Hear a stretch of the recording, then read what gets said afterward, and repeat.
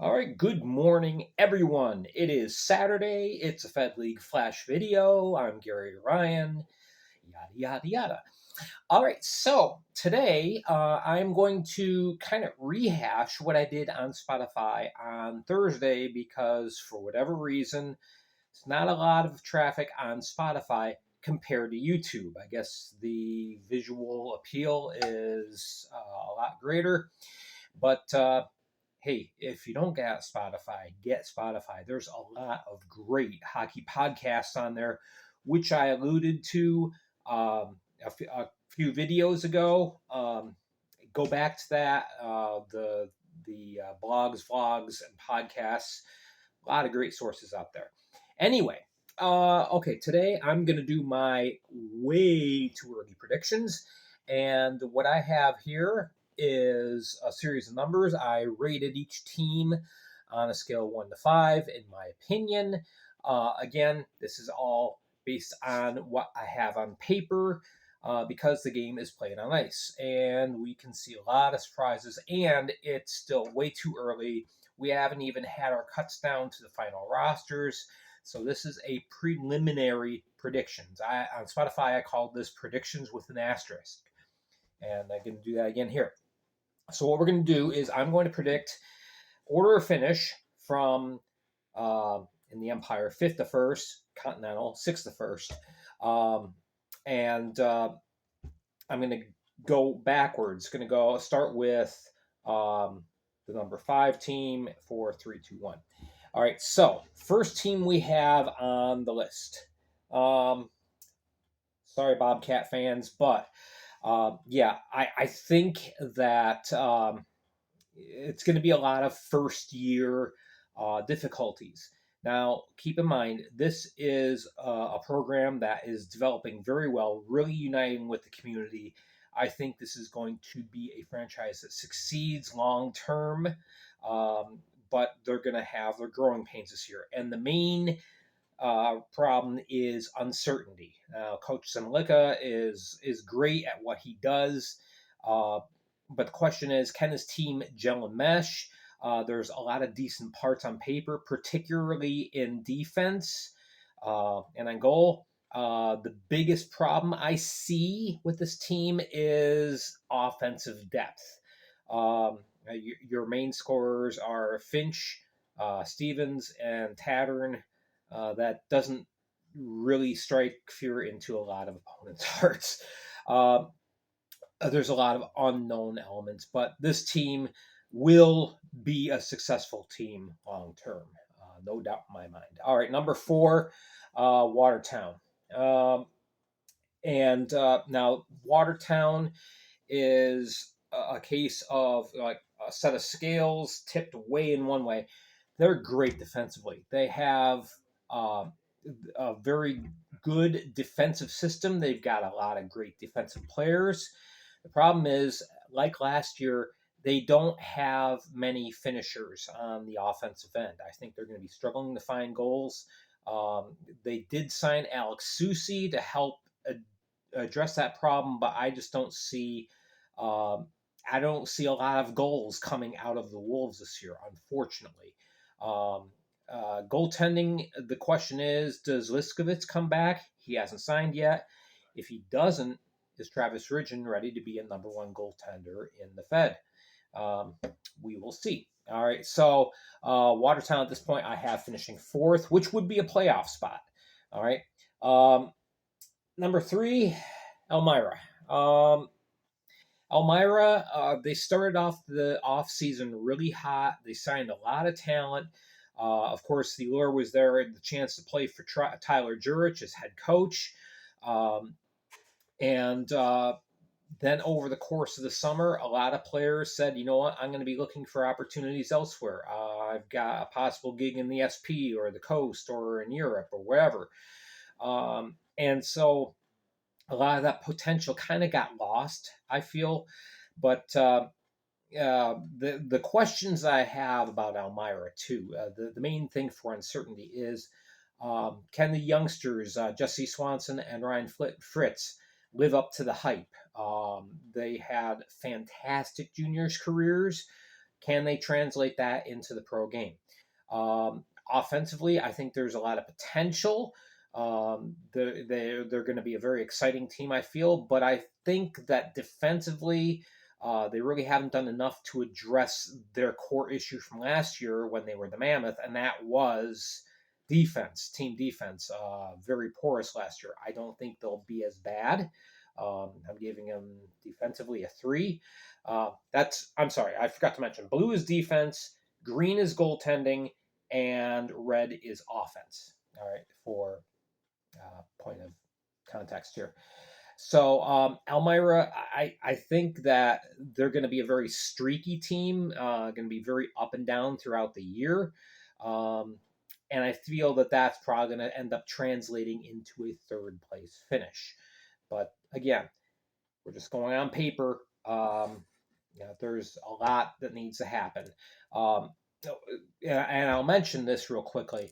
I don't think that most of these teams will have a settled roster until 3-4 weeks into the season. There's going to be a lot of changeover in the first couple of weeks. Players are going to come, players are going to go. Then we'll have a really good idea. Towards the end of October, we'll really have an idea how how teams are going to finish. Second, I have the Binghamton Black Bears. They're going to score a ton of goals. They have a very talented offensive lineup. Their young core is returning. The question I have with the Black Bears is defensive depth and toughness. I do have Moritz and Boillard and Wild on the back end. And then the rest of the defensive core is largely unproven. So, are they going to be tough enough? Are they going to be deep enough defensively to keep the puck out of the net? Going along with that, Taylor Joseph still has not signed. If he comes back, that's great. But if not, is Jeremy Forget ready to be a number one goaltender? We will see. So that's why I gave the defense and the goalies a 3 at this point. Kind of uncertain there. Class of the Empire Division, in my mind, is Danbury. They have up to 14 returnees from last year's championship winning squad. I mean, you're not going to lose a whole lot there.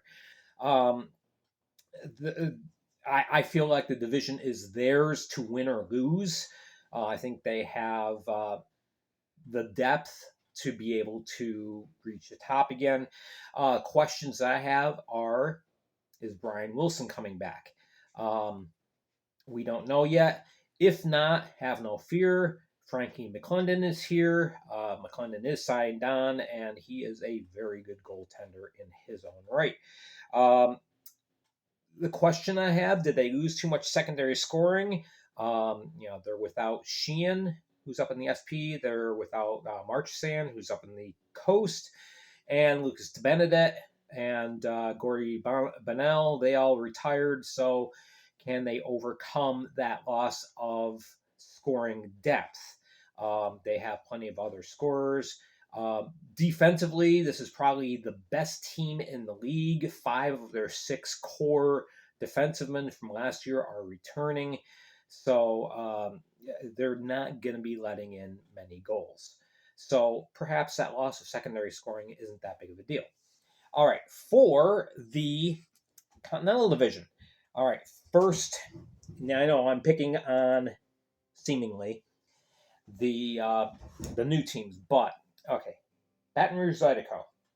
They drafted very well. Started off with a good core of defensemen. I think defensive unit, I think they're going to be fine. Goaltending is somewhat unproven. They have Boris Babic, who played well last year but faded kind of late. So, can he handle the additional workload? Those are my big questions for them. The problem here is, okay, they've got Parker Mescal. Mescal can score a ton of points. Beyond that, I don't see anybody on this roster that can offensively step it up. Danila Lushkin was drafted by the team, but he's playing this year in Kazakhstan, so he's not going to be there. So, you know, if you are going into games with one offensive player, that's pretty easy to shut down. So I just don't see them. I see them losing a lot of games like 3-2 and 4-2 this year. All right. Now the next three teams are going to be very close together. I think the fifth place team is just going to miss the playoffs. But anyway, I have Port Huron because, um, okay, the main problem with Port Huron is the X factor. They've got Jay, they've got Graham, they've got Chartrand. The question is, do players like Vartiainen and Scantlebury come back? If they do, they'll do well. If those two don't come back, there's not much secondary scoring here with this team. Defensively, they have a good core, but they could probably use some more depth. And the biggest question is Chris Paulin healthy? Can he come back? He needs to be that number one guy that he's been in the past. If his knee hasn't healed up completely, it could be a very long season for the Prowlers. Number 4, I have the Mississippi Seawolves. I know some other people are very high on Mississippi, and why not? Their offense is probably the best in the league, beyond Yevdokimov, Lyriakos, and Raleigh. There's a lot of offensive scoring depth. This team is going to score a ton of goals, probably the most in the league. However, they didn't address their core problem from last year, which was giving up a ton of goals. They signed Bailey McBurney, but there's no guarantee he's going to be coming back. As a matter of fact, he hasn't signed yet. So if McBurney doesn't come back, it could be a very long season. A lot of 6-5 games, a lot of 7-4 games. So I don't see Mississippi advancing too far. I see them eking into the playoffs, but not doing much. All right, number 3, and this is one of the biggest question marks, the Motor City Rockers. Is Trevor Babin coming back? He's had a couple tryouts in the ECHL. If he's not there, will the tandem of Scott and Rodriguez lead them to success? It's going to be tough. There's no star players beyond Scott Koash on this team. This team plays as a team unit. There's nobody on this team that really invokes fear from the opponents, but they mesh well together. They're a veteran team. A lot of these guys have played together a long time, so that's why I have them at 3rd. Number 2, as I got to wrap this up, the Carolina Thunderbirds. I think they've just got too much depth. Even though they're missing Rowe and Ford this year, I don't see Ford coming back. There's just too much depth offensively. They're not going to put up as many goals this year as last year, but this is a very deep team. Defensively, offensively, in goal, they've got Cavalier. And then the only question I have is who backs him up? Is it going to be Hussey? Is it going to be Nidzieko? I don't see many holes in this team. They're not going to overwhelm you. They're not going to be the flashiest team, but I think they're going to be a very good, steady team. And then the class of the league, the Columbus River Dragons.